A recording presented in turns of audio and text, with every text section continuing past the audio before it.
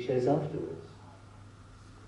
As things moved on for you, you transitioned from acting into presenting. For many years, you were the face of people who, let's say, couldn't get to sleep at night in the Anglia region. So how does that happen? How do you go from being an actor to being a continuity announcer? I've always been interested in television, and particularly local television. I'd dabbled myself. I'd set up a cable television station down in Medway Towns when we lived there, and unfortunately, the acting started to dwindle. That's round about 1980. I was not getting the scripts through the letterbox anymore. I was not getting the calls. And I had, then in 1982, we had triplet daughters born. So that meant we had 5 children to look after, on not a lot of money. So you had to think, maybe this acting lark is going to have to give way for a bit.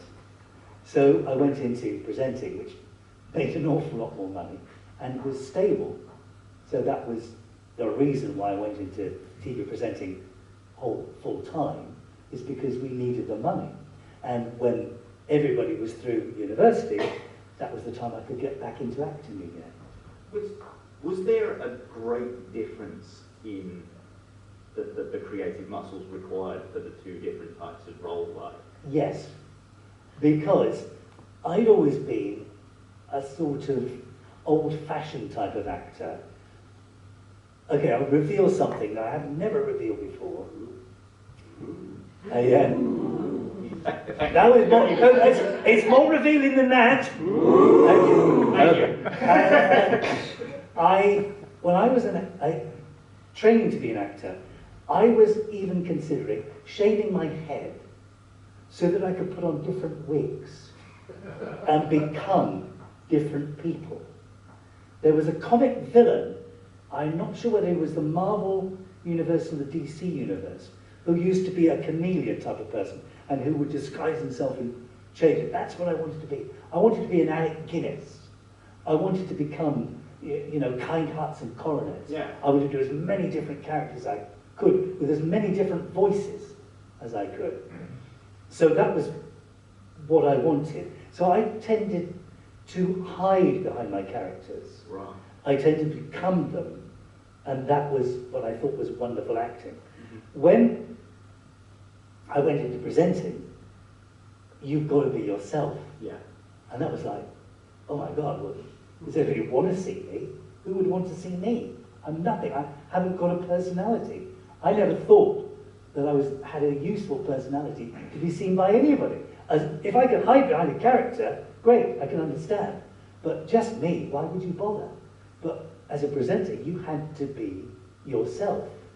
So that's what I tried to do. And so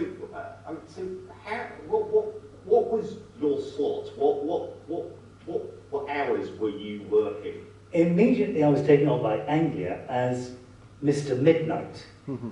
Mr. Midnight. That's so cool. Mr. Midnight, taking you right through the night. And I did that from around about 10:30 through to 6 o'clock in the morning.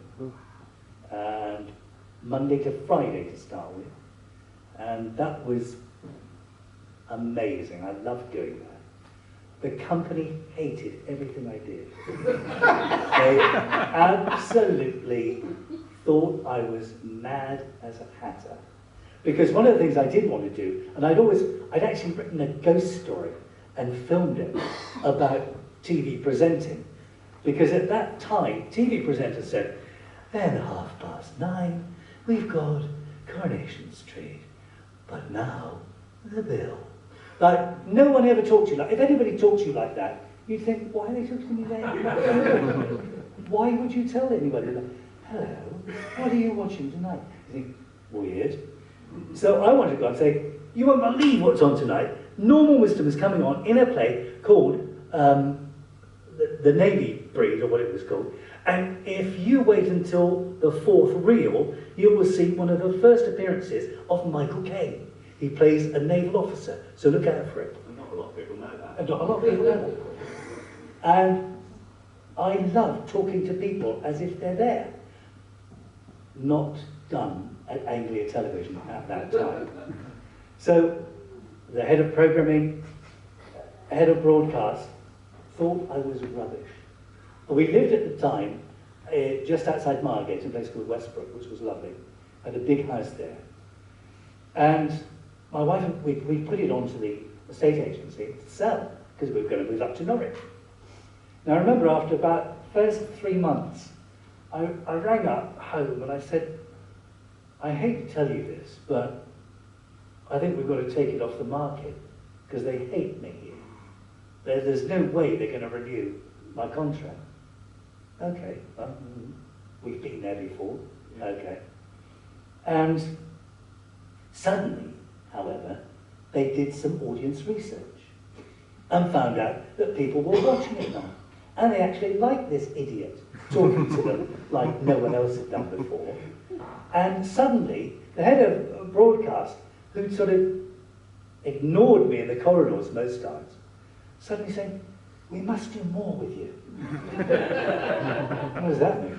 And it was just like they all started to like me. And it was like really weird, because I knew they hated me really. And that never changed really, but they had to change because the audience research told them I was popular. So I started doing more things.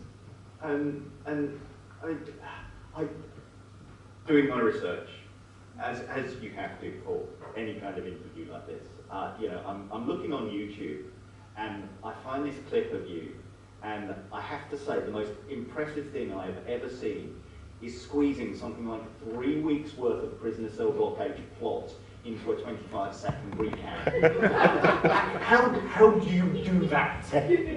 Well, the funny thing is, people still come up and say, did you actually watch Prisoner Cell Blockade? Yes! How can I write that? Who didn't? How can I write that if I hadn't watched it? Yeah. So the thing was, it was a total lift. It was a total cheat, really, because I was copying the style that they introduced, and there was a comedy series called Soap. Remember the comedy series goes out, so last week on Soap, so-and-so was this, and all that, and I thought, actually, do you know what, that's a great way of recapping Prisoner Cell Blockade. There was another reason, was because they were so careless with the scheduling of Prisoner Cell Blockade. And some weeks it would be there, other weeks it had gone, because of a boxing match here or something else here. And so people had forgotten what had happened last week. So you had to recap and remind them. So I thought, yeah, that's what I'm going to do. And it caught on, thank goodness. It looks exhausting to do, is what it is. From there, I mean, I think we I think we mentioned it earlier, but you kind of parlay continuity announcements into becoming the king of the shopping channels. Yeah, weird. So, yeah, you said it. How does your career suddenly take this random left turn? It's, again, money, basically, sadly, because Anglia Television was having their franchise. They were up for renewal. And it was a big thing. And you knew that there were going to be changes.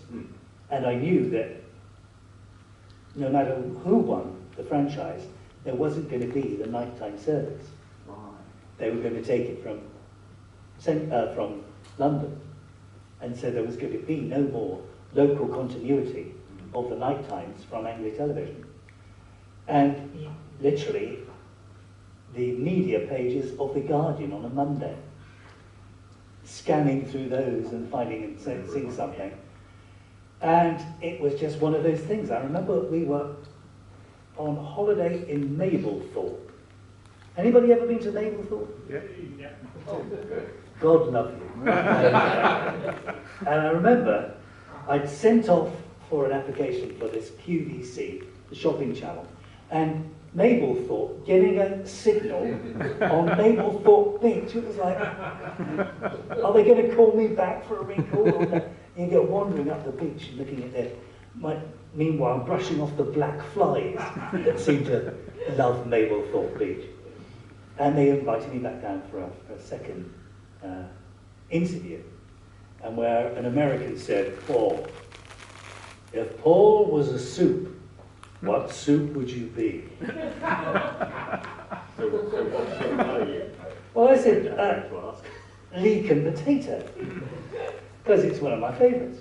And I went back to Anglia. I was on duty on Anglia that night, and I told them about this story. And I said, leek and potato, what are you talking about? You're not leek and potato. And so I said, no, you're Italian minestrone. And I said, guys, it doesn't mean anything. It doesn't mean anything. It's just, what soup are you? They said, no, it was very revealing. You think of yourself as meat and, leek and potato. I think I just like it. But I got the job. And I had to talk about a pencil for 4 minutes. Oh.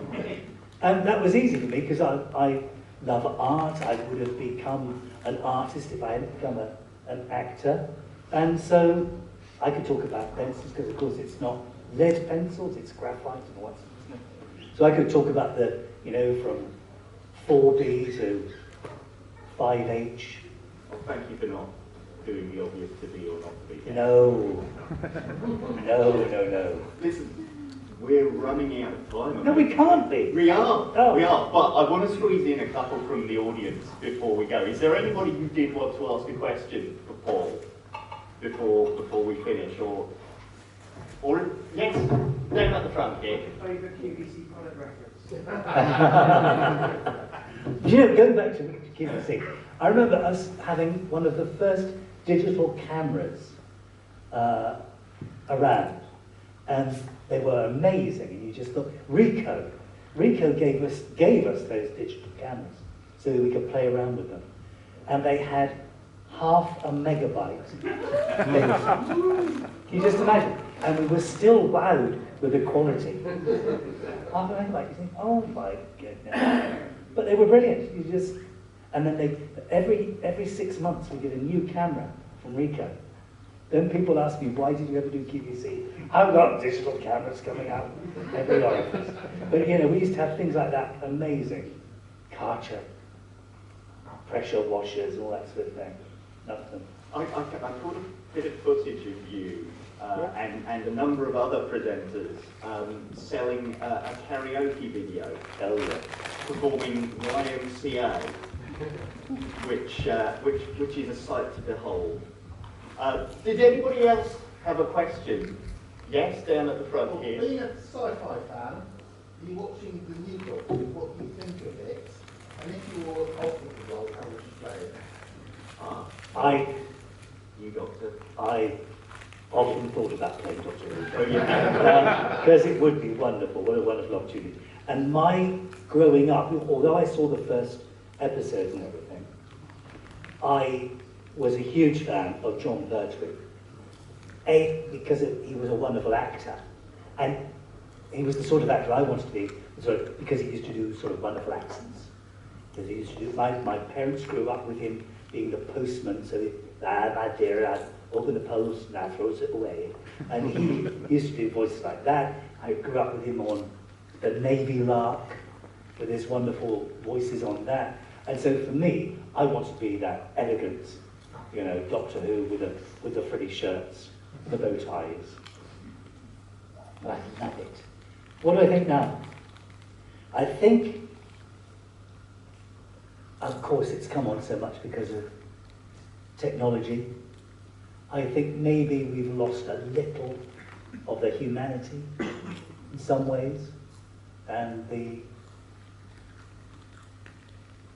having time. Sometimes I think everything can be a bit rushed these days because of the necessity of wanting to get it all in. That's the lovely thing I find about War of the Worlds. The new series isn't so rushed. They take their time in an episode for all sorts of things to happen and for silences. Very few silences around these days. But, having said that, They're doing wonderful work, and I would love to be considered. But I always feel that they should have had, because totally the Androids of Tara was based around the Prisoner of Zenda, you know, and there is a return to Zenda, and I always thought, why don't we return to Tara? But hey, who knows? Or whether the Doctor could say, on his next regeneration, he could say, I'm actually going to choose who I'm going to be back as or look like. So, yeah, Servants of Tara. Yes, I think I'll come back as him. Why not? Why not? It's been an absolute pleasure to spend even just a little time with you, and I hope everybody else has enjoyed it as much as I have. Give a big round of applause, please. Thank you, Paul. It's been a pleasure being with you. Thank you. Can I just say one thing? Actually, talking about research, as an angler, I also started to introduce the films. I got the chance of interviewing Michael Caine. And I did so much research. My wife actually scoured all the bookshops and I read everything about Michael Caine. And at the end of our interview, he said, you know more about me than I do. And I almost felt that with Paul. That's brilliant. Thank you, Edison. Thank you. Thank you. Thank you.